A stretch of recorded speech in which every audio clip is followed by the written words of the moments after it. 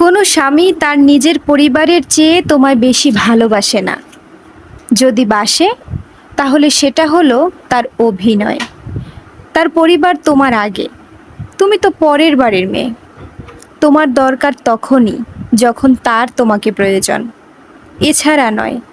ছেলেরা তার মা, বাবা, ভাই বোন এদের কথা মতো বেশি চলে।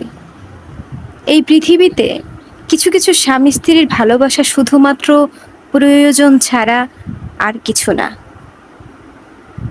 একটি সত্য কথা, যে মেয়ে পিরিয়ড হলে ঘরে চুপ করে বসে থাকতো, একটু কষ্ট পেলেই পুরো ঘর মাথার উপর উঠিয়ে নিত, এখন দেখছি সেই মেয়ে শ্বশুর বাড়ি গিয়ে সবাইকে রান্নাবান্না করে খাওয়াচ্ছে, প্রচুর কাজ করছে, নিজের কষ্টটা পর্যন্ত কারো কাছে প্রকাশ করে না। কি অদ্ভুত, তাই না? হ্যাঁ ভাই, এটাই মেয়েদের জীবন।